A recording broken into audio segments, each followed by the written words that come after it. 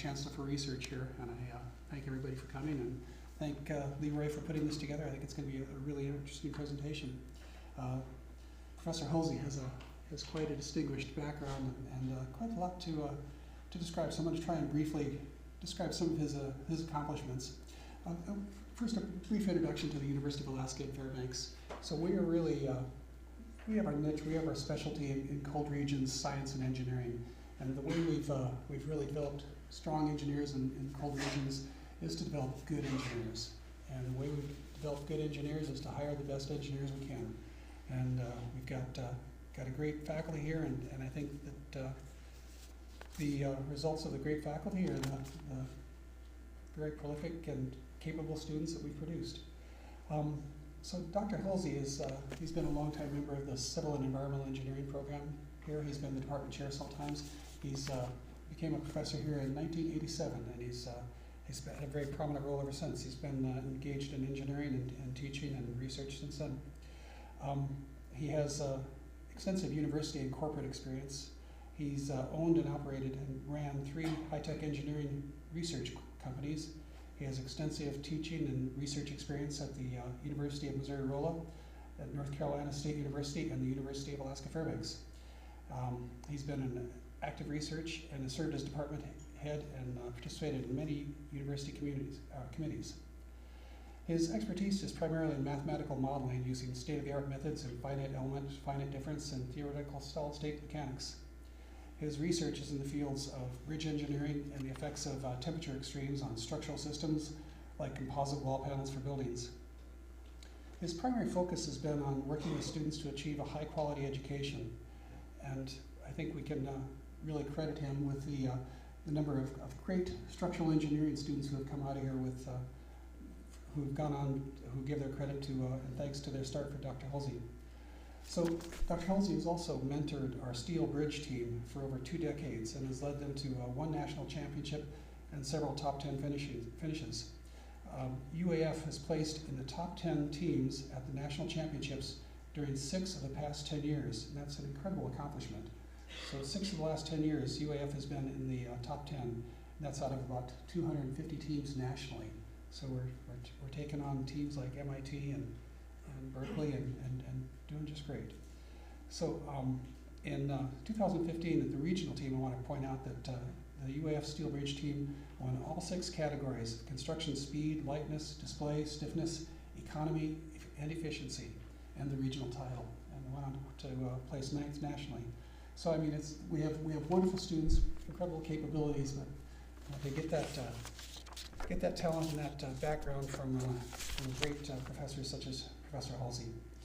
Professor Hulsey has also been involved in forensic engineering. He's been a consultant and a researcher to several notable bridges, such as the Yukon River Bridge, the cable-stayed Skagway Bridge, and the $1 Million Bridge, which these days would probably be a footbridge. But So Professor Hulsey will make a presentation, which will be about an hour, and we'll take questions after that. And so I will thank you very much for your attention. Professor Hulsey.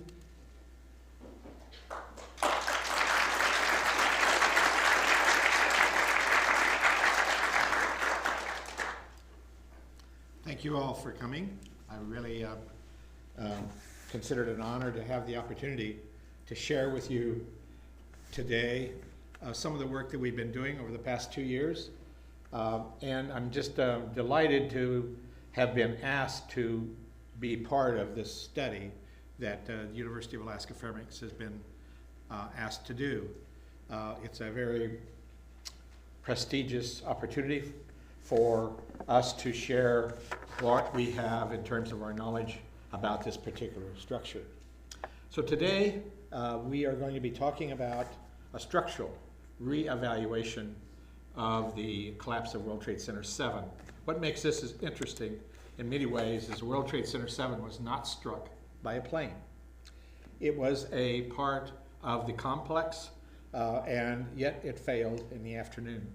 So the National Institute of Standards, NIST, issued a report in 2008 which concluded that the structure collapsed because of fires causing the floors and beams to expand due to high temperature, due to fires, triggering a series of structural failures that then culminated in the total collapse of the building.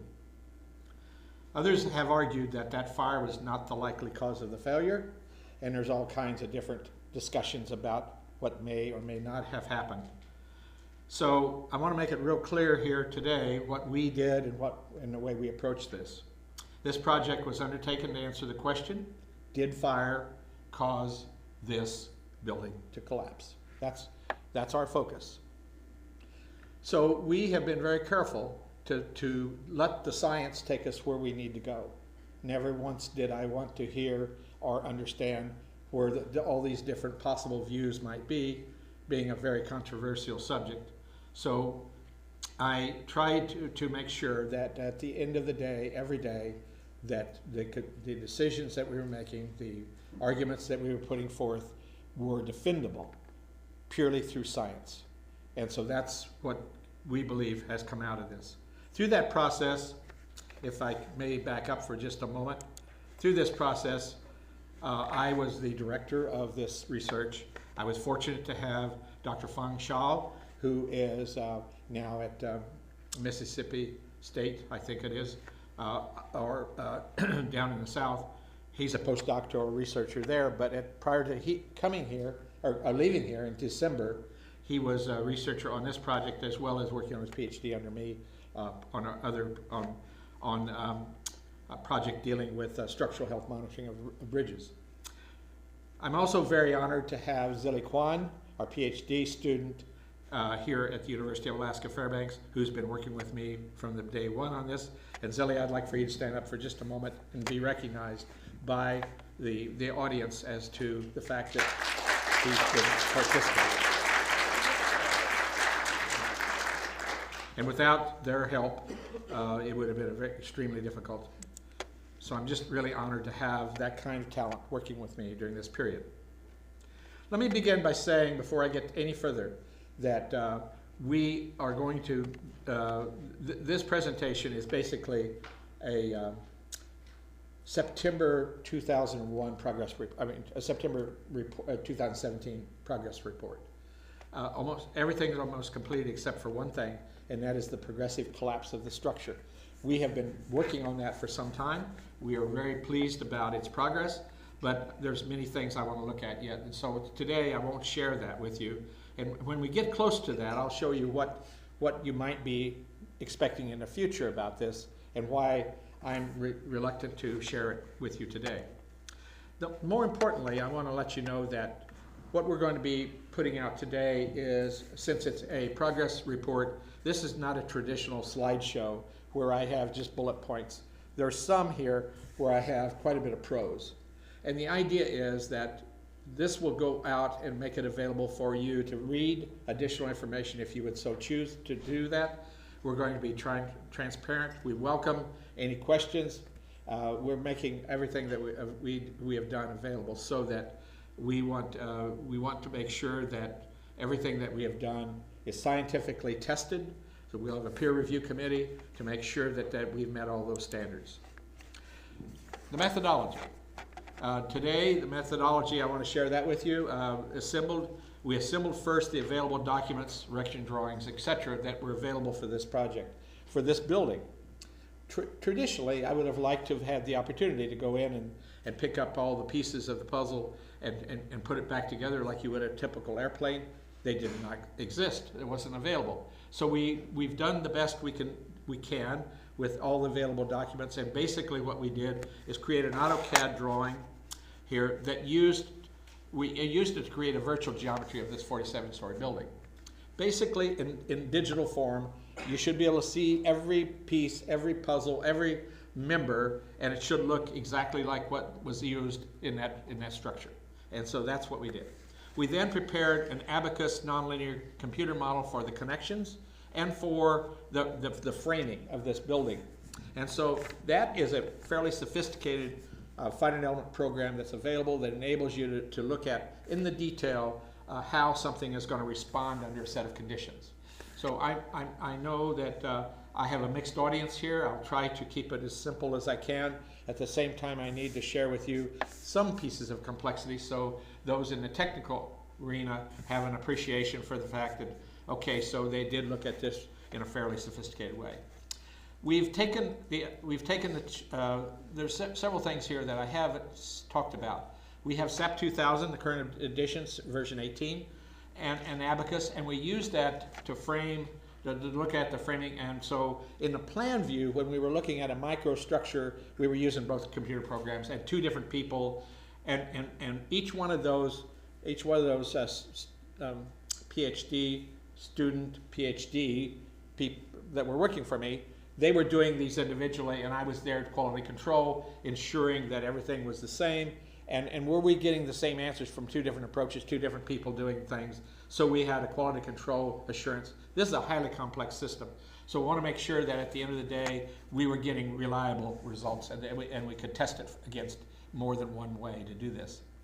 So we looked at the framing at floors 12 and 13. They were modeled for fire damage. This is in the plan view. I'll go through this. I realize it's not clear to you at this moment, so I'm going to give you an overview, then I'm going to tell you what we did, then I'm going to tell you that again. So SAP 2000 and Abacus was used to study progressive collapse. We are using it to study progressive collapse. I'm not done with it yet. So that's not what I'm going to share with you today. Basically what that means is that at the end of the day, you look at the side of the building and you see it come down. Does it look like what actually happened? And that's the place where we are with that, okay? Virtual structure was used to simulate the conditions on September 11, 2001. Then we're going to share with you the findings, and this is going to be peer reviewed. So the findings to date, part 1, WTC 7, World Trade Center 7 building was not found to be collapsed by fire. That's my conclusion. That's what we found, okay? That's not consistent with the findings that were previously found by others. Findings are based on results from this Abacus and SAP 2000 model. Part 2, progressive collapse analyses are nearly complete, and we're using SAP and Abacus for evaluating that. I might point out also we've used SolidWorks and other procedures to look at fire-related issues, and I haven't provided that information here. So I want to acknowledge and thank the funders, who are the architects and engineers for 9/11 Truth, and they are funding this University of Alaska Fairbanks and the Institute of Northern Engineering and the College of Mines to do this work. It should be pointed out that this is a non-for-profit corporation, and the money that came to this study was out of the pockets of those professional engineers and architects. It was donated. So this was something that I think is pretty significant. Let's talk about the building for a moment. We have an obituary for this building. 1983, it started. 2001, it left us. The height of the building is 47 stories, and an emery cloth and Sons design with a red granite facade is what it looked like. The geometry was a trapezoidal footprint, which we'll see in a moment. 610 feet tall, kind of gives you an idea about how tall it is. 330 feet long and 140 feet wide. So the construction began in 1983, and it was opened in May 1987. Please share with me if I'm moving too fast or if I'm moving too slow, and I'll gauge ourselves as we move through this, because I have a lot of information to share with you today, and I understand that you're not going to absorb it as quickly as I would like to see you absorb it. So you need to kind of give me some input back. Anyway, so the foundation, the building was constructed on caissons. It was actually built above and through a 1967 Con Edison substation that was designed to carry a future 25-story building. However, when this building came on, there weren't enough caissons there, so they've added caissons, and they were to the proposed support system, and so this was the foundation for this building. The structure, basically, here's the concept. The structure is a system of gravity column. Transfer trusses and girders were located between floors 5 and 7. I'll show you that in a moment, give you clarity to that. The 5th floor functioned as a structural diaphragm, providing lateral stability and distribution of loads between the new and old caissons. So imagine down at the bottom, at the 5th floor, you had these irregular conditions going on, and that structure portion took care of that. Above the 7th floor, the building structure was a typical tube frame designed with columns in the core and on the perimeter, and the lateral loads were there to resist, and lateral loads were resisted by perimeter and moment frames. Okay, so please bear with me. I understand that some of these words you're going to understand, some you don't. And I will try to my best to get you there. Let's just take a moment and take a breath of fresh air and remind ourselves that we're now looking at history. And in this history lesson, we are seeing the WTC complex, World Trade Center complex that disappeared in 2001. And in that, and happened to be on my wedding anniversary, by the way, which was not a good day. It was and it wasn't. You know, certainly this was the most god-awful thing that ever happened in the United States. Certainly one of them. So here's the Twin Towers, WTC 1 and WTC 2, and over here is WTC 7, that kind of a brick-looking facade that I was telling you about earlier. Kind of a beautiful building. Located about 350 feet north of World Trade Center 7. In other words, about, what, 300, what is that, about 100, a little over 100 yards away. World Trade Center complex elevation is what we're looking at here. That's what it looked like prior to September 11th. In plan view, to kind of give you a different perspective, here's the north arrow. So the northeast corner is where our day is going to, we're going to spend our life in the next hour in that northeast corner. That's the farthest way from that arrow, okay, of that building. That's plan view. This study is really about why it came down. This building was not struck by a plane, yet it collapsed. That's almost an overwhelming thought if you stop to think about it for a moment. If we're looking at it from an elevation view and try to take a look at the various sides of this building and what it may have looked like. Here's the north elevation. So when I talk about the north elevation, I'm really talking about this elevation here, the width. Notice that it's wider trapezoidally than this south elevation. So the building is not symmetric, for God's sake. I mean, so there's all kinds of issues.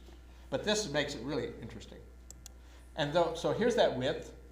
So here is the south. Notice it's not as wide. And then here is the west elevation and the east elevation. Now within that context, here's 413 because that's where I put that there because we're going to spend a lot of time there. So you'll have some understanding of what the heck's going on in that area. Here are these perimeter trusses I was telling you about. That's at floor 5 and 7 and 24 and 22. Okay, those trusses are resisting lateral loads. And then so in the plan view, you see A, C, D, and so forth. There's that building in plan view, and here's what we're looking at. And down below here is the Con Edison substation, shipping, so forth, all the things going on down there. Okay, so that's what it's built on. That's what it looks like. That's what we're dealing with. Way more complex than that. That's the perimeter view. That's not what it looks like in the internal view. Oh my God, here's the internal view. So all of a sudden, we see that there's a plan view, there's frame, there's structural systems everywhere. You know, and so these little hexagons are the columns. The supporting vertical loads. These other things are either girders or beams. So the main core carrying members, like this right here, that's a girder. These things framing into it are beams. So this girder is an A2001 we're going to talk about. We're going to talk about girder A2002. This is column 79 where we're going to spend quite a bit of time this afternoon having a conversation. This is a beam on the exterior, G3005, and the reason it's important is because it has to do with the lateral bracing of this whole system. I turned these things in circles because, again, they could have been hexagons, but I wanted to bring them out so we could pay attention to them. And that's column 44, column 79, column 80, and column 81. And then it's column 76. So our life in plan view is going to be in that area. Because column 79, just to give you a snapshot of where we're heading, column 79 it basically is what they said failed to bring this building down. So we're going to go there and take a look at it. And we're going to look at it intensively. So what were these crazy fires? You know, they started, keep in mind, I should have had a slide in here, I suppose, I thought I did, about when World Trade Center 1 and 2 actually got hit. That's in the morning. And then later in the afternoon, World Trade Center 7 came down, hours later. And they had fires that were reported having come from World Trade Center 1, coming through the windows and so forth. And they were on floors 7 to 9, 11 to 14, 19, 22, 29, and 30. And this is after the Nist report, where they were reported those fires. 1 hour before collapse, it's reported that there weren't any fires on floors 3, 5, and 7. So there were fires up in here. Question is, you have to ask yourself a lot of questions, and we don't always have answers. Okay, so where's the combustibility? This is a steel structure. So what actually was going on in this building? And we'll get there shortly. Okay, so did WTC 7 collapse from fires? And our study shows the fire was not the cause. Now, I'm not going to tell you about what did it. I'm just going to tell you that it wasn't that.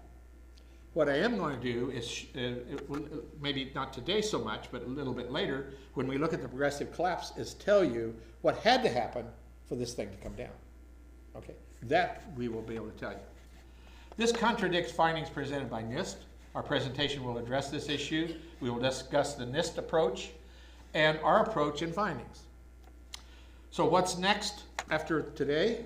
We'll have a progressive collapse analysis are ongoing, and when we finish that very soon, we'll make that available to everybody so you can see it.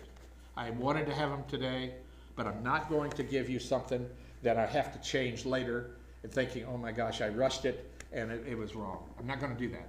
Okay? I would rather give you something that you can feel comfortable with when we're done.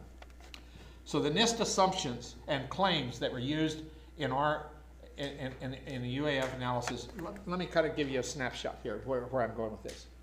Nist had some assumptions and claims that they used to get that report, to come to the conclusion they did. So what we've done is several things, and I meant to put this on a slide. There weren't enough nights in the day to make this happen. So this one slide I'm going to share with you verbally.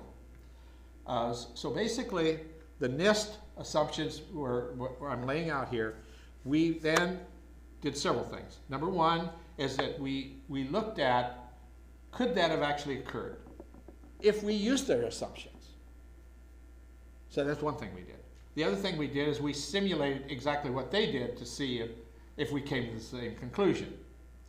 And we did that by several things.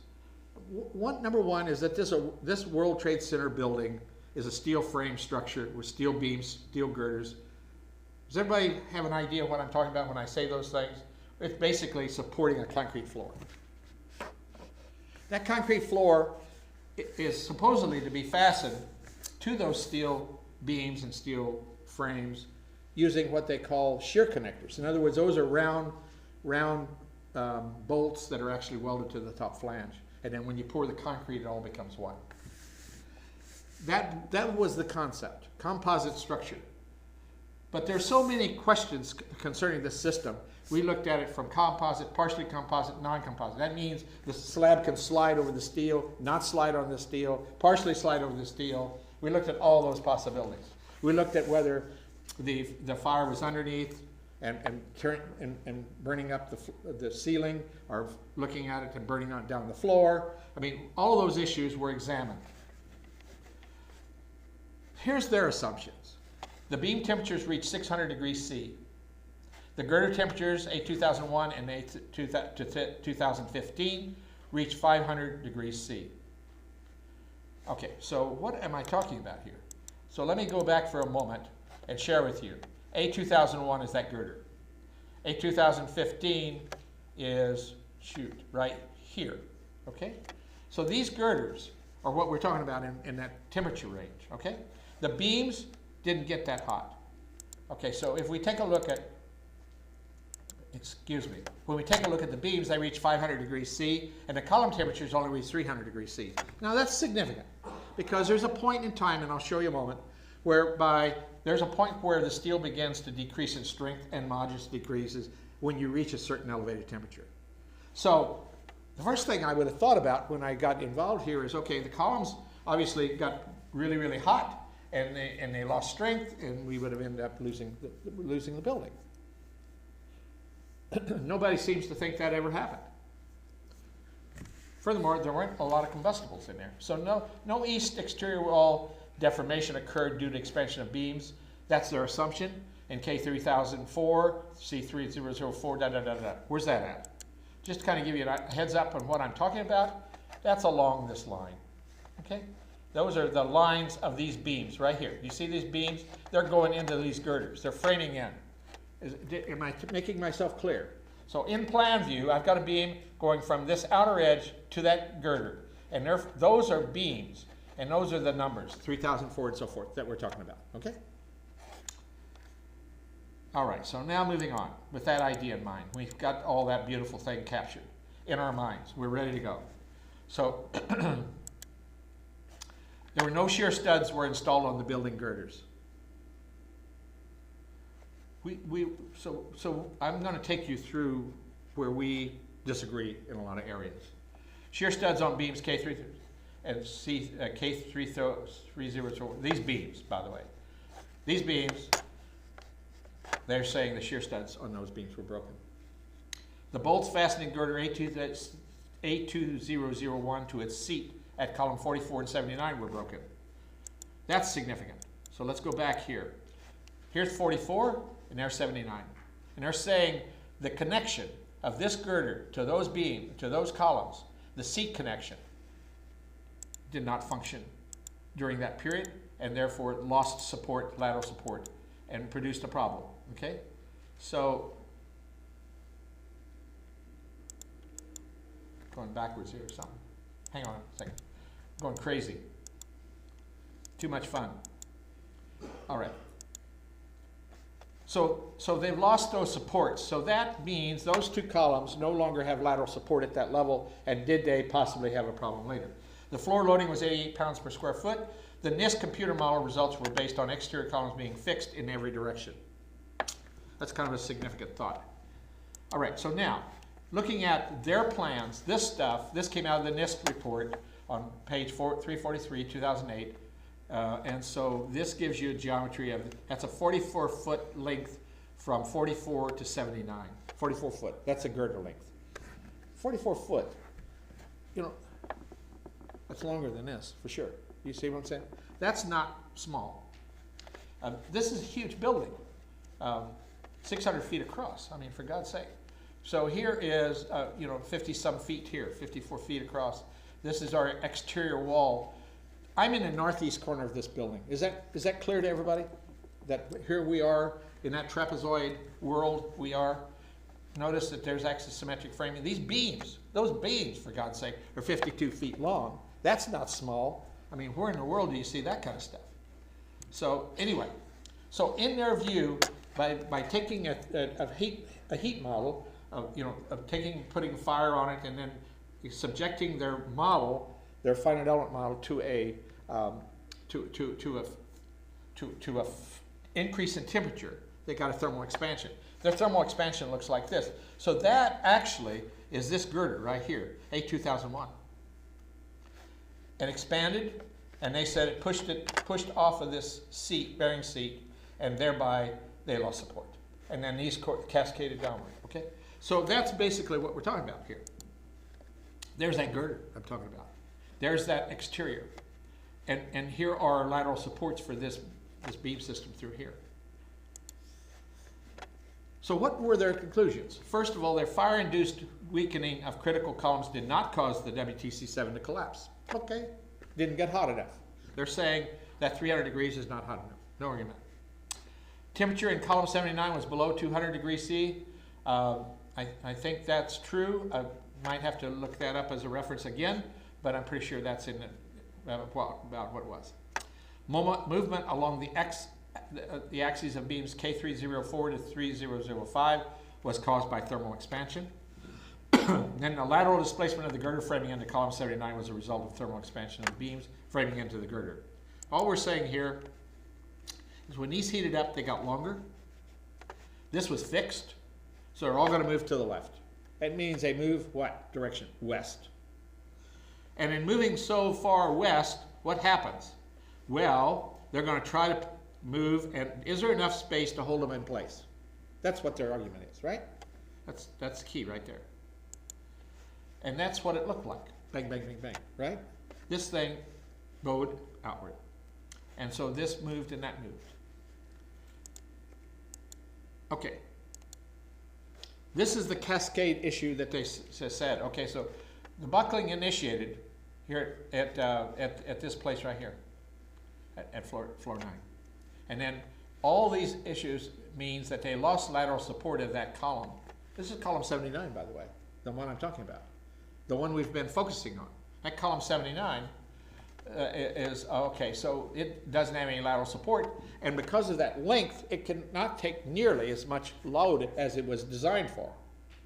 And so consequently, the vertical support and lateral restraint in the north only, and so therefore there's a huge problem. And then there's full lateral support up here, and then there's partial lateral support down below. Okay, so that's down here in the bottom, down here at the very bottom in the kind of Edison area. Those are all laterally supported. So, but between this zone, they said, went away. So the loss of lateral support for 9 stories, floors 6 to 13, caused buckling to initiate, which means you lost it. Okay, is that clear? Everybody clear about what I'm saying here? Okay. Now let's take a look at their model for a moment. Their model is, this is looking at a partial of that trapezoid. Down here, partial. We're seeing a partial of it. This is the northeast corner. There's column 79. And in that blue, it's kind of significant, that blue is where they put, at every place a beam and a girder come together, a column to a girder goes together, a beam to all these kind of things. There's a connection that's on the drawings that says, here's how you will build it. You bolt it together, you make it do whatever you want it to do, and that's the way it was supposed to be built. Remember that the north arrow is here, this is the west side, the east side is to my right, and so, and this is after Nist, the area of floor where connections were modeled on floors 8 to 14, and that's in the blue area. Over here, that wasn't done. So, there's column 79, here's the area outside of the thing, and so now let's take a look. Outside the selected area, connection failures were not modeled. Nist used fixed or pin connections. So automatically, you have to ask yourself the question, do they have the same stiffness as what you were modeling here more accurately? And does that and so the next corresponding question is, does it have an influence? Does it change how the system is going to respond? And so the connections were not modeled for the exterior frame, and the columns themselves were treated as fixed. So also in the Nist documentation, page 525, 2008, a girder was considered to have lost vertical support when its web was no longer supported by the bearing seat. That means the girder. That means if they're lost of bearing support on A2001 coming into the column 79, then it's lost. The bearing seat at column 79 was 11 inches wide. Thus, when the girder end at column 79 had been pushed laterally at least 5.5 inches, the web over, it was no longer supported by that bearing seat. Nist changed that 5.5 inches to 6.25 inches when it was shown that the seat was actually 12 inches wide. So that's kind of something to think about. Why did that happen? And that was later. So some of the Nist results are the following. And pardon me if I'm just kind of, I hope I'm not boring you, but so this is a passion for me. But here, let's just kind of take a look at what actually happened. Here's the Nist model. And remember those connections that okay, so we're looking at this not from the south,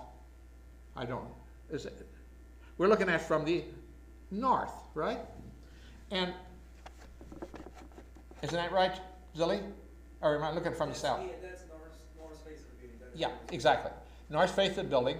So here's a penthouse up here, and here are the, you're going to see two different situations here because of the connections issue. Now let's see what this thing, and this is the real building. So here's their model. This is their progressive collapse, which I'm not going to show you ours yet. And here is this one, okay? And here is, taking a look at the failure. Actually, that did occur that day.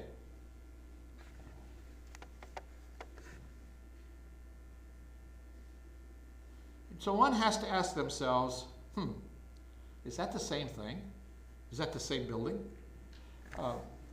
So it looks like it behaves in an interesting sort of way.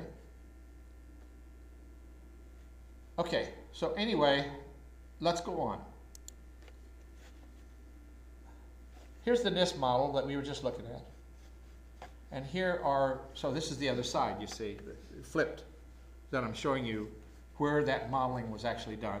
This is column 76, 78. And so in 79 is in here. And so they were looking at this finite element progressive model that they were using to look at that. Oh, I suppose we could even look at it from a different perspective.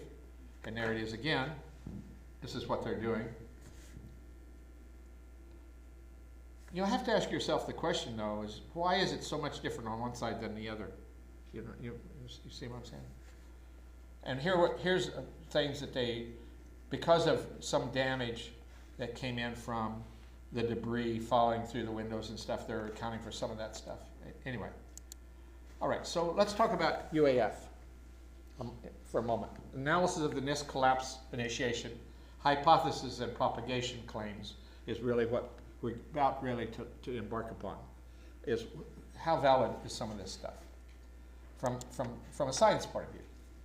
So UAF analysis of the Nist collapse initiation, hypothesis and propagation, we created a solid model, an abacus, of the structural members in the northeast corner of the 13th floor of WTC 7, and a finite element analysis was then performed to replicate the results claimed in the Nist WTC 7 report that Girder A2001 was pushed or rocked off its seats at columns 44 and 79 to initiate the collapse of the building. So one might argue that if those things didn't happen, would the building have collapsed? So, okay, so here we go. This is the area I'm dealing with, right in here. There's column 79, there's that girder, A2001, there's 44 and 79. And the question then becomes, how does it behave? So what we're going to do is we're going to create part of a finite element model, and we're going to be really conservative. We're going to force things to happen that's worse than the real world, okay? And in so doing, if we can't force failure, then it couldn't have happened. Are you with me on this point? All right, so that being said, we're going to fix the ends. We're going to force movement through Girder A2015 by heating it up. This over here is going to be heated up. These beams are going to get heated up, and they're going to be fixed in the other direction. So we're pushing it each direction, making matters really, really the worst possible. And this is what that model looks like before it gets run. So we don't have the entire floor system here. We do, by the way, have entire floor system. But for this analysis, to this evaluate what's going on right here at column 79, that girder, this condition, we're looking at what we need to do, and that is look at the boundary conditions to force that condition to be absolutely the worst possible. Okay? We did that. And so this is the beginning. You'll notice everything's zero. The stresses are all zero. We haven't put the temperature on it yet. Okay? This is the column that we're talking about. This column 79. This is real significant, by the way, because column 79, if you look at it, do you know what I'm talking about when I say a W shape? W shape looks like an H. And that's what we're looking at right here. That's what that column was made out of. It's a W14 by 730 standard structural shape. What that means is it's 14 inches deep, weighs 730 pounds a lineal foot. That's a chunk of change. Now within that context though, what they did is they built side plates on it. And they closed that box. They closed it so it has structural integrity, so a resisting twist, significant. But those edges, those 2 inches by 26 inches buildup, means that there is a lip on each side of this, and they're going to literally put on that flange the bearing plate. Okay, are you following me? We're going to turn, that column stays vertical, but we're going to put a bearing plate in here. Okay, so there's what it starts looking like. We're looking at it right now. Plan view, A2001, going over to 44, and there's a connection to column 79. And see that lip right here? Those lips? Okay, got it? Understand?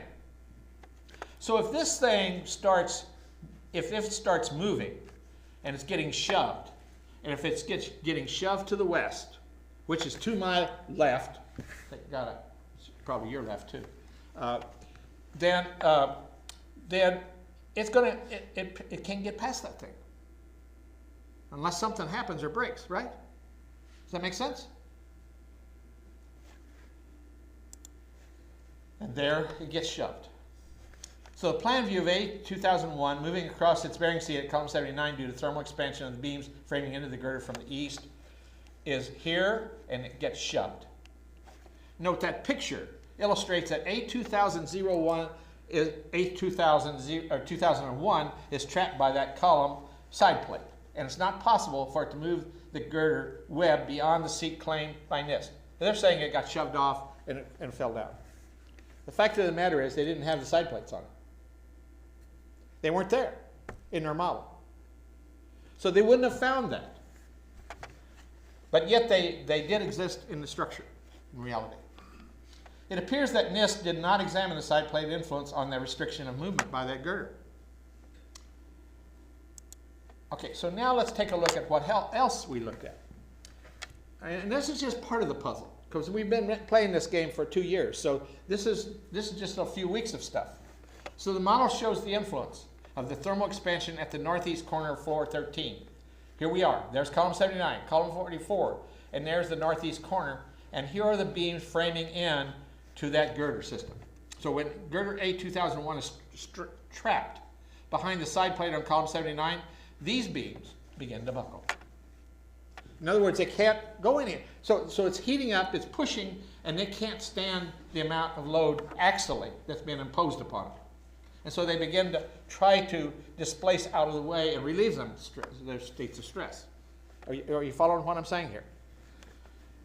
So fundamentally, that happens. So this is out of the Nist WTC 7 report, figure 8-22, which is showing basically concrete slab, metal deck, all that kind of stuff. Exterior columns out here, and this is basically column 79, column 44, and how that column is, and the girder here, and so forth, okay?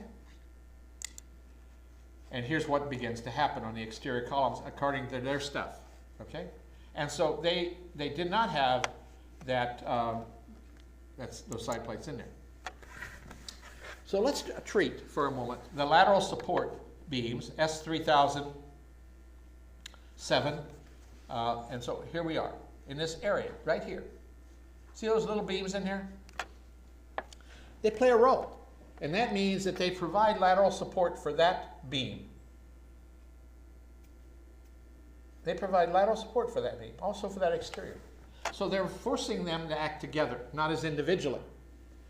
So if things actually got out of hand, you have a lot more capability from a lateral torsional buckling point of view or an axial load point of view. And so the lateral supports on us were left off in G3005, okay, of this beam. They were left off. Those were left off. Yet they're there. So that means that something could happen, and there it is. So UAF analysis showing beam G3005 does buckle when lateral support beams 3007 spanning to it from the north exterior wall are not installed. Okay? So if those are not installed, it's going to buckle. Okay? So the UAF analysis also shows that girder does not buckle when you have them in. There's a huge difference between those two thoughts and what that might mean to the behavior of this system, spanning to it from the north exterior wall as we see here. Okay?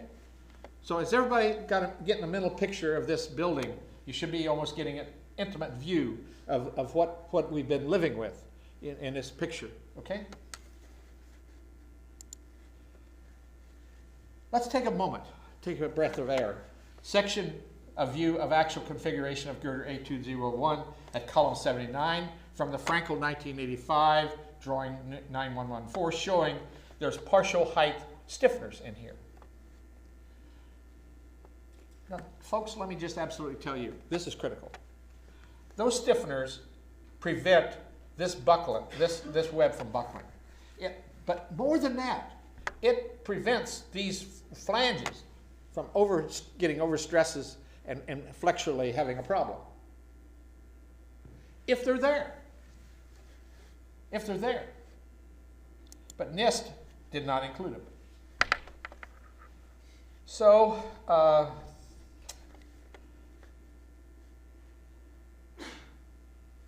partial height webs are missing. That means there's some issues here that we literally affects the behavior of this system. So figure 823 phenomenon analysis from the Nist WTC 7 report, note partial web stiffeners are missing. So the behavior of this interaction between column 79, A2001, column 44, the beams to the girder, the moving of the girder on that bearing stiffener, I mean on the base plate. Now remember, they didn't have the base. They didn't have the side plates. They didn't have the stiffeners, and all of those things are going to give you a huge added resistance to anything going on here. And in spite of the fact that I'm going to share with you some other things that makes it quite interesting. So here we go. There's what if you don't have any side plates. So the analysis was performed forcing girder A2000 beyond its bearing seat by removing the column side plate, increasing the coefficient of thermal expansion of the beams, framing into it by 40%. So we could get that kind of movement. That's not true. We did it just to see what could happen. Without the increase in the coefficient of thermal expansion of the web, would not have moved sufficiently to get it off the bearing seat. We wanted to see if we could make it move. Okay? That's what we did. That's at column 79. That's A2001. Is that clear? Everybody got a mental picture of what's happening? Well, again, this is the UAF analysis shows that the girder will not fail with the partial height web stiffeners installed. That small area of high stress is not in the load path, right here, right there, is not in the load path. That's a point of high stress, by the way. Is not in the load path, and it's due to the tip of the girder being compressed against the flange of column 79. This is not a structural concern. It's a fact that there was some overstress there. So it. It's not going to cause the building to come down. So we also conducted a modal analysis showing the 52 Hertz frequency mode of the falling beam and girder assembly, which was needed to calculate the combined stiffness of the contacting structural members and the subsequent impact load on the girder below the 12th floor. So here we are on the 13th. It falls, drops off of that base plate, drops down, beams go, girders go, concrete goes, all that stuff happens. You're going to have stiffness involved. You're going to have F equals MA involved. You're going to have those conditions, and so we looked at that. The Nist and ARP claimed that the falling beam and girder assembly from floor 13 impacted and broke through floor 12 in an 8-floor cascade. Okay, so based on the natural frequency of the stiffness of the beams can be calculated and the amount of deflection of load can be examined. This establishes whether the phenomena could actually physically occur. I want to just share with you, I'm not going to spend any time on it, but those calculations are in the following pages. Okay? So we did that to examine that issue. And that's where they are. You can go, at night while you're relaxing, you can read these. So, but I'm not going to read them for you. So anyway, so we had this 215,211 pound impact force is only 34% of the 632,000 force required, and thus insufficient to shear the girder bearing seat wells, and the southeast corner floor 12 would not have collapsed if a girder at floor 13 came off its seat. That's basically what we're saying. Thus, the ARP analysis did not show a base for propagation, even if the girder were to fall off its seat in column 79. These findings illustrate the ARP's explanation is actually invalid. That's another group, by the way. So there's more than one group involved. Weidender's associates report this information is going to be presented a little following this, and so here that is if you want to read it. And I originally had a change to this, and it looks like that change didn't get made, but I broke this out. So anyway, let's talk now about our approach, which is looking at things from a different perspective. There was a 5.5-inch movement at the girder bearing support column 79 according to the Nist. The issues that led to that 5.5-inch movement was non-composite at the main girders. Now, what do I mean by that? So you have concrete floor slabs, and on those concrete floor slabs, you have to decide how you're going to build it. Are you going to build it with shear connectors to the flanges and make it act as a system, or are you going to leave them so that they can slide? So I looked at it both ways. I looked at it and said, okay, what if it slides? What if it's so sliding that it's so lubricated between those flanges and that concrete, there's no resistance to movement? What if there's friction between it? We looked at that. What if it's partially composite? What if it's totally composite? So all those, we neglected thermal expansion of the concrete slab, separated the connection modeling, missed web flange stiffeners were looked at. Okay, so all those issues is going on there. So our approach was to say, okay, let's take a structural modeling and look at two programs, the Abacus and the Sap 2000. We had established a quality control program by which we have two researchers.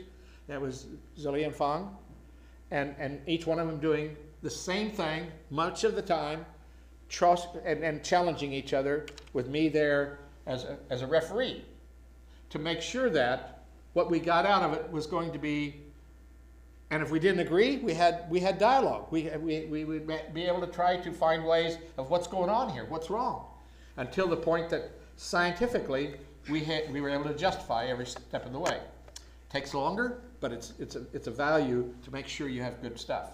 So Abacus, we developed nonlinear springs for structural connections. What does that mean? It means that if you have these members bolted together and things move, and it moves fairly significantly, then it's probably not a linear curve. It's probably not straight line. It's probably going to deform non-linearly, and it may never come back the way it used to be.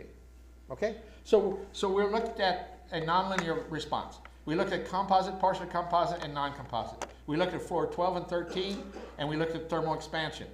Sap 2000, we looked at floors 12 and 13 again, and floors 3 to 47. We put here's what we did do though. We used the Nist fire models to look at this, and then we looked at heat transfer using SolidWorks, and we also used Abacus to do that. The steel framing, connection columns, and beams girders were considered throughout the entire floor, not just part of it, by the way, not just part of it, all of it.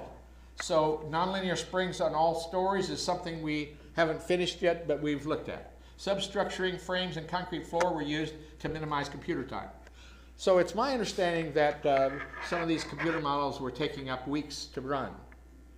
I went to a substructuring system where we could run them in less than an hour, maybe half an hour, maybe even less than that. I'm not sure. They ran really fast because I took out all the complexities and replaced them with equivalences.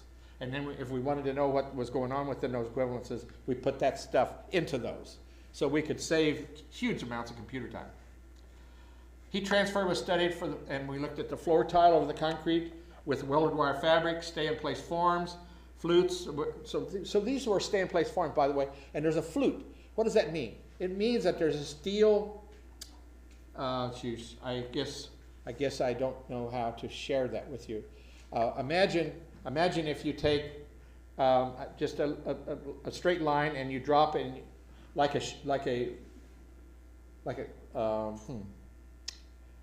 guess a little square hole, you would say, and it's long. And so that space is a place where they don't put any concrete.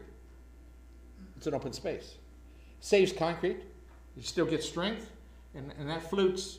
And so the question then became fire protection versus no fire protection. Okay, what does that mean in terms of fire? What does that mean? Is there an issue there? So we looked at that as well.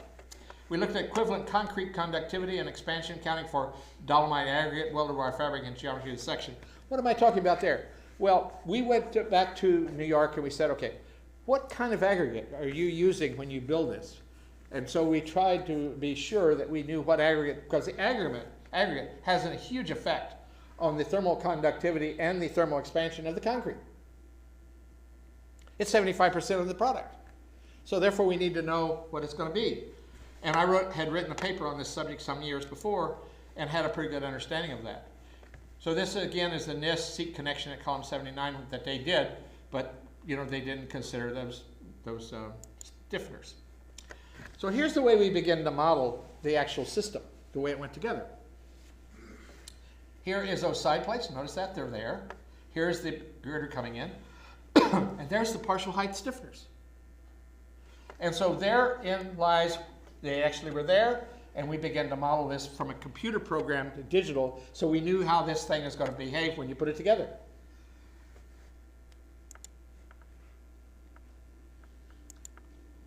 Here's what that floor system actually looks like. By the way, these are elevator shafts. This is over in here is column 79. There's that column, there's column 44. There's that exterior of that floor. There's that whole system. All right? That's an abacus model, by the way, that we're looking at. UAF sample connection response. Basically, I'm taking every one of these connectors now. We've identified this and called it an STC. That's our name. STC, and what does it look like? It looks like this. That's the connection type. And we plotted the shear load versus displacement on it. So we can always go in and put that spring, wherever that's at, and get a response that will be equivalent to if we had used that complication, all of that complication there anyway. So we threw it away. That went away. We replaced it with an equivalent to save time. Then we looked at the fin connection, same idea. I'm going to not waste your time. That's how it was put together. There's how it's actually put together mathematically. That's what it starts looking like as a behavioral system. And then we plotted a curve for it, and we got a spring system out of it. Okay? Same idea. And so forth. So there's what it begins to look like. We basically, we put a load, we plot its behavior, and from that we can then put the equivalent into it. So this is a simple model of floors 3 to 47 from Sap 2000. And that's what we're using actually to look at progressive collapses with. So let's take a quick look at the materials that went into this thing, and I won't bore you too much, just a little bit. So the material properties: steel ASTM A572 was yield of 50,000 psi. Thermal conductivity of the steel was 35 BTUs per hour per foot per degree Fahrenheit. Here's the thermal strain value. Density was about 490 pounds a cubic foot. We also had some ASTM A36 steels in here. I'm just not showing you all of it. Concrete's 28-day compressive strength was 3,500 psi. Density was about 145 pounds per cubic foot. Dolomite aggregate. We got a thermal conductivity from it. We got equivalent conductivity that we're going to be using here, and thermal expansion. So that's the kind of stuff that actually made up the model to simulate what we thought the building was going to be. We took and fixed the exterior column wall line here, as did as did Nist, and we subjected it to that heat up model, and we got very similar result. Well, we didn't actually. We did. This is not. I'm sorry.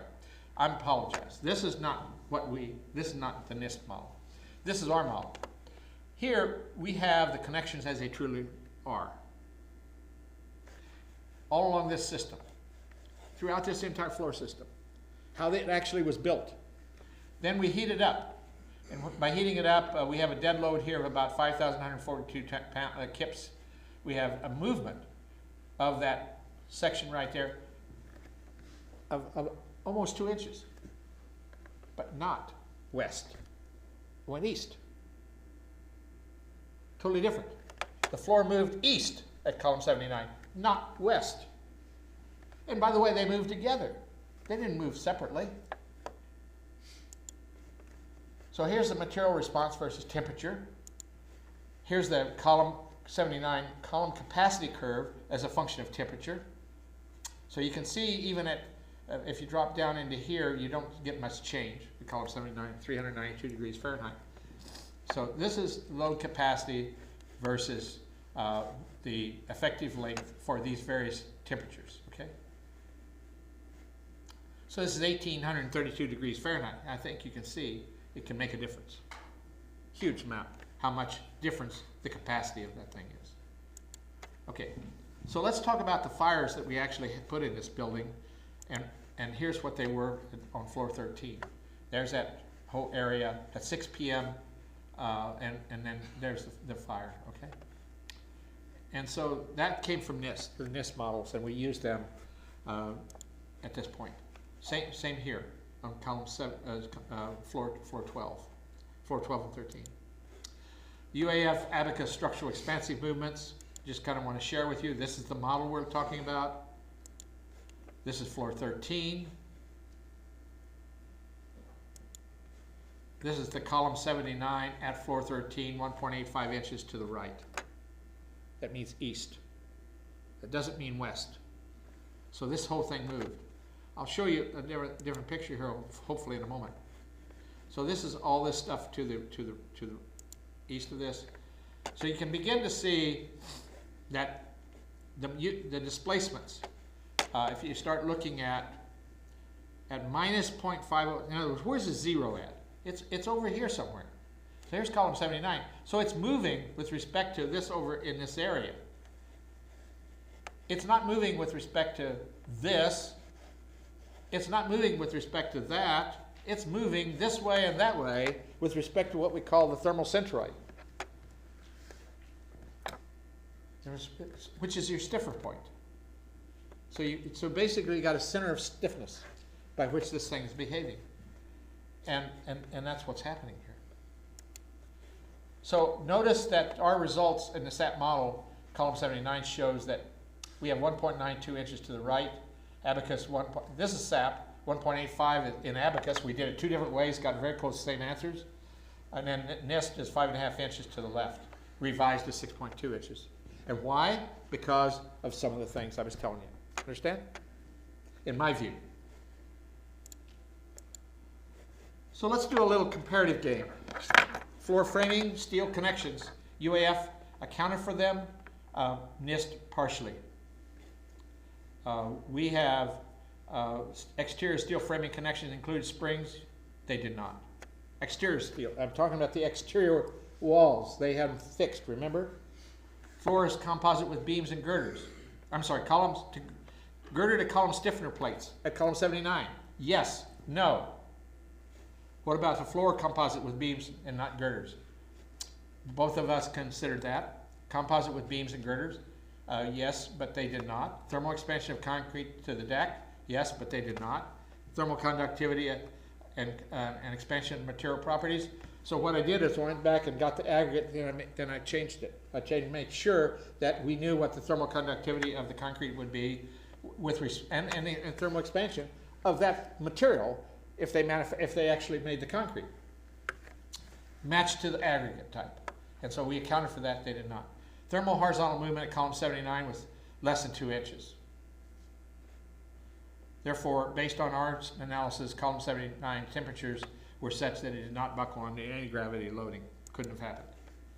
So did the building 7 collapse from fires? No. This is based on our calcs. This contradicts the findings by the National Institute of Standards and Technology, the Nist approach.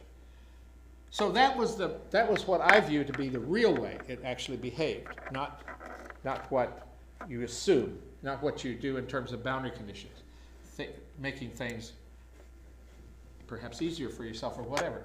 So the concrete floor diaphragm stiffness is significant, even with no shear connectors. Frictional resistance to thermal expansion is not trivial. We noticed that if you take out those take those shear connectors out that they argue that they're not there. Take them out. I don't care. When they go away, I have enough friction and enough shear connectors on the beams that it doesn't matter. It's not going to make a difference. So that's what we determined, and we looked at it both ways. The thermal expansion of the concrete deck cannot be ignored, and it's likely less than the steel. The value is highly dependent on the type of aggregate. My research shows that you can have thermal expansion of concrete as low as 2 times to all the way to 12, whereas steel is about 6.5. So depending on the aggregate. So we were dolomite aggregate, and so we matched to whatever we had there. The research team evaluated fire by considering airspace below the beams, in the space between the drop ceiling and the structural steel framing. We did that because a number of people felt like it was important. The result is that the fire underneath will likely burn through the drop ceiling quickly, and its resistance to heat transfer is likely not available to help. The Nist vertical collapse was not consistent with that of the actual collapse. I think I'm pointing out to you the progressive collapse picture that we looked at. That's what I'm saying here. You understand what I'm saying? When you look at it versus the structure, I don't think they look alike.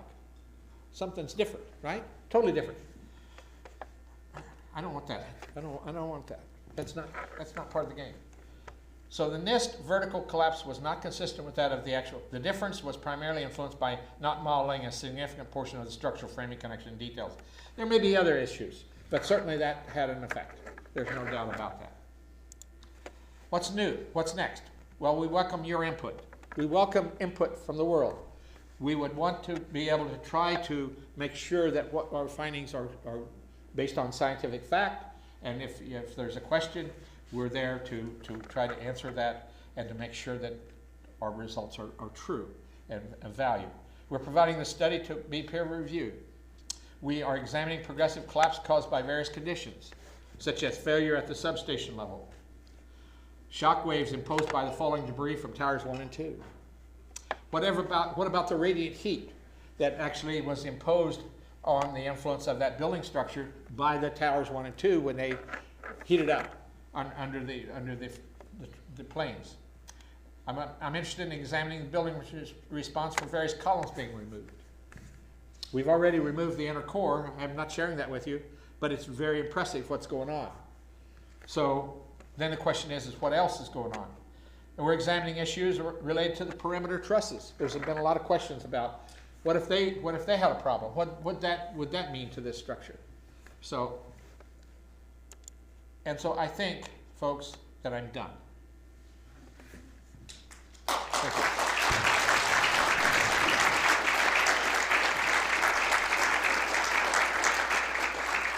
We'll take some questions.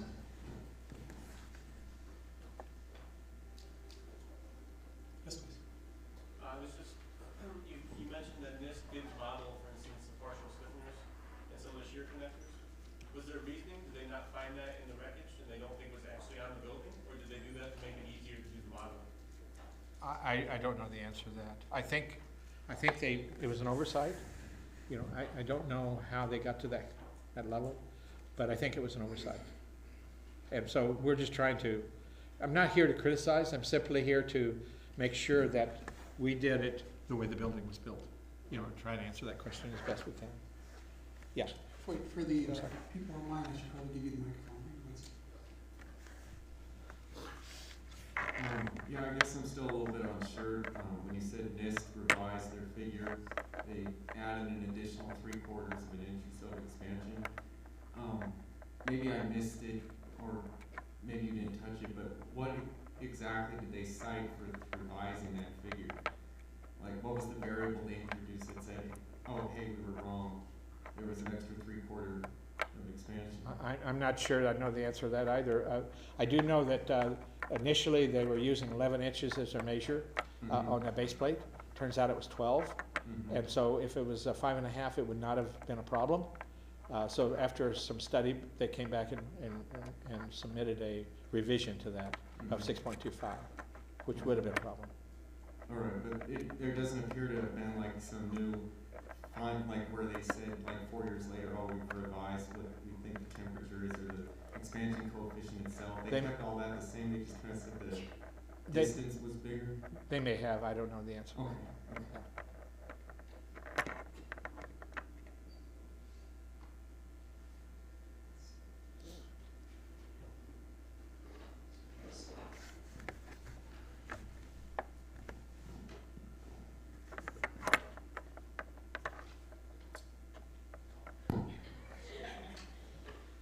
Watch out.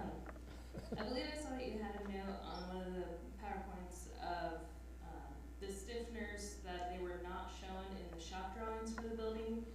Were they shown in the as-built, or is it possible that those were left out of the police report because they did not actually end up getting installed in the building? You know, Taylor, I don't know. I wish I knew some of those answers. I don't. I know that they're in the as-built.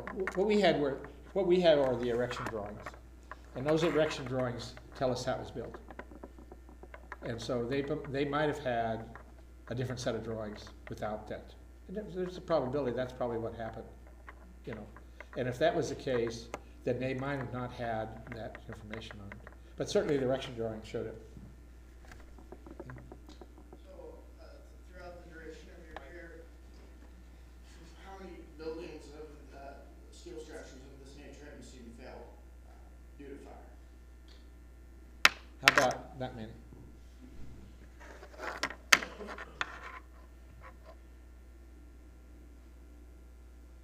So, talking the changing situations in that case, were there any firefighting efforts occurring at that time, or were they all focused on WTC 1 and 2 rescue efforts? Because a lot of times you have additional water and supplies and putting people in there that could place a large additional load. So you've already weakened theoretically fire conditions. Is there any knowledge as to how much water has flowed, if any, and where it would have gone? I know there's been a lot of people that studied that a lot, and you know, arguing, okay, there probably wasn't enough water to go around because of towers 1 and 2. This is many hours later, but you know, that thing was sprinkled also. It was also had fireproofing on it.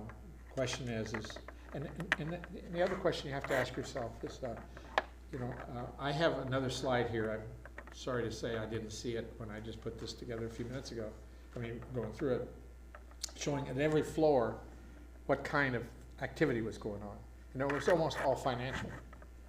So one has to ask yourselves, I don't believe people's investment portfolios would be out on the tables.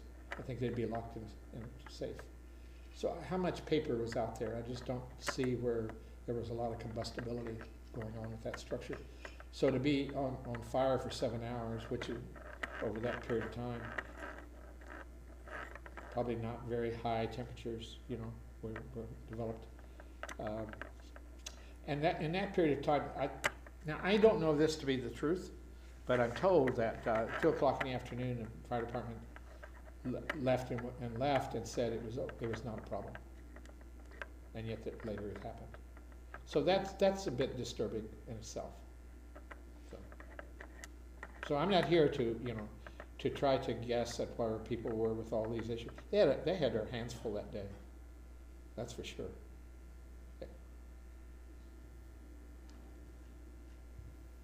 So 2 more questions related to the fire. Number 1, do we have any clues as to how the fire actually started, what occurred that caused the fire? And then the second question is, do we know what it was that was burning for the majority of that time? Well, there's almost all of it's reported that almost all of it started by the debris falling off of the tower number 1, and going through the windows and causing all that kind of damage. And so that then caused the fires, and from there they were burning. If I remember correctly, when the planes first hit towers 1 and 2, there was fly-through debris that actually hit tower 7. Have you looked at what kind of damage would be caused by the fly-through debris, what columns or girders would have been taken out so that it would have weakened the structure inherently in a different aspect? There's quite a bit of work that's been done on that issue, and there was some damage, but structurally, most people argue that it just wasn't that significant. So yes, there was fires, but the damage to the structural columns were not that bad. We did look at some of that damage.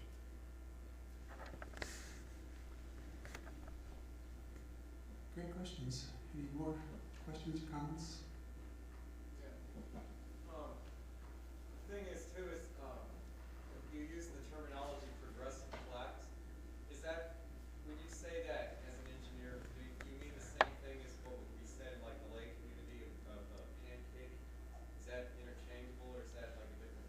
Well, that's a progressive collapse phenomenon. Could you repeat the question? Yeah. So the question is what he was wondering to know is what, in engineering terms, what is a progressive collapse? I think that's an accurate question, what you're asking, right? And does a pancake qualify for that? Okay. So progressive collapse means that, okay, there's something starts, and it gets progressively worse and worse and worse and worse, and that leads to the failure. So as an example, when they came out with the theory that the failures of towers 1 and 2 were caused by pancaking, where the floor bang, bang, bang, bang, bang. That's a progressive collapse.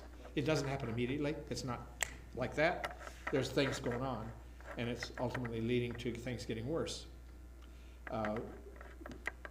What we looked at in that video was a progressive collapse. It started, and it was going down. And there's a physicist that actually plotted that, and that's free fall. Yeah, because I wanted to have a follow-up question, and I think you already kind of hitting partially on, is that the rate of deceleration as it's going down, the video implies that there's little to no resistance impinging against the acceleration, but your modeling, and even this modeling would imply that, you know, you're going to have an initial force hitting more and more mass down below it. You would think that would be Well, removing velocity. So repeat the question. okay. So the question, I guess you're asking again, is about the free fall versus the Nist model showing that it wasn't, you know, it was moving down at a slower pace. Is that accurate? What you're talking about? Yeah. Okay. Yeah, So if you look at that, no, we didn't show you our progressive collapse, by the way. exactly. Right. We're not going to do that until we're sure that what we've got. But we do believe that we're getting close. Now, the point is that what the physicist did is he took that video and he put it against as a function of time. Took every one of those blocks, and he has the rate, and from that he plotted it, and that was free fall. That's the real structure, not the Nist structure. Okay. And so, and we only see a part of that building. We don't know what's going down under floor 29. We have no idea what's down there because we can't see it, right? So that's where we're going to be. I mean, we're spending a lot of time trying to see what is going to happen there. But in order to get free fall, that means you have no resistance. So that leads you somewhere, right? Something to think about that. And if you have any elements of the structure that are resisting load, you have resistance. So you're not going to get the same time frame, no matter how much load you dump at it, in terms of how it's failing, unless there's nothing there to resist it. Okay. So, what structural failure conditions would you need to get free fall? Well, that means you don't have any column support, and you basically have no column support to carry it. So it comes out at a point in time where they're all coming out at the same time. So how does that happen in the real world? I'm going to let you have an imagination about that.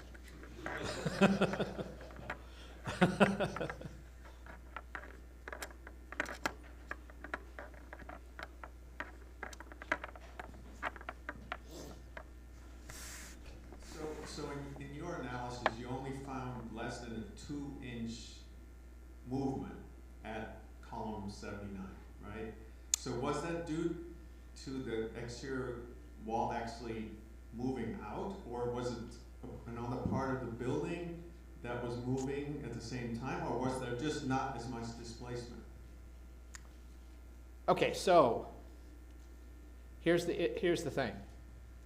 When you take a look at the building movement as a result of heating up that floor, same heating up that they did versus me.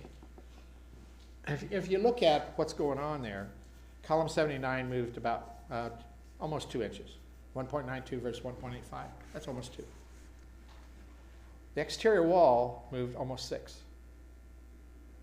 The movement of point 0 was way to the west of column 79.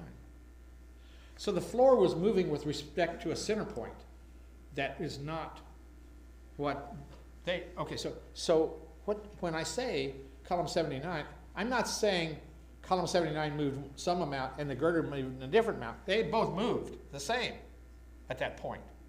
So there wasn't any, I mean, that's sliding around is going to happen. I mean, that issue is not the same. The way you're going to get the movement of going to the west is to lock the exterior wall and lock the columns so they can't move. That means everything's got to be shoved. How do you do that? It's not what's there. So that means you got to give it an artificial constraint. It's the only way it can happen. So is it possible that the Nist report had that wrong because they only modeled half of the building or less than half of the building? Well, that was part of that. That was part of the picture, for sure. But the only modeling part of it is also another problem, right? And then, and in addition to the other things I brought up, yeah, there was a number of factors.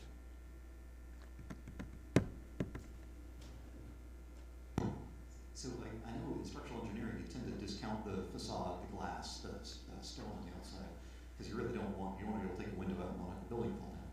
But I'm wondering in a situation like this, if the extra stiffness of having all the glass and the stone on the outside, if that did produce more blocking out there. I don't think so. But I think a more compelling thing for you to think about is when you look at that video, and you can go on YouTube, you can go on the internet, you can see it all day long. Take a look at it. And you will see, tell me how many stress points do you see on that exterior skin? It's very thin. It's not a load carrying system. And you don't see any deformation, you don't see any racking, you don't see any of that kind of stuff going on. It's surprising how strong the facade looks like. You can see the details. Yeah. That's the first thing, and then apparently the outside of the building is just standing there for at least a few seconds until the bottom gets taken out. It's kind of exciting, isn't it? It's a very dramatic event.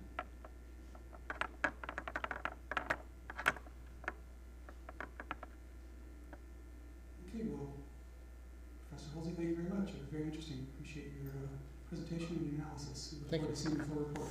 Okay, thank you.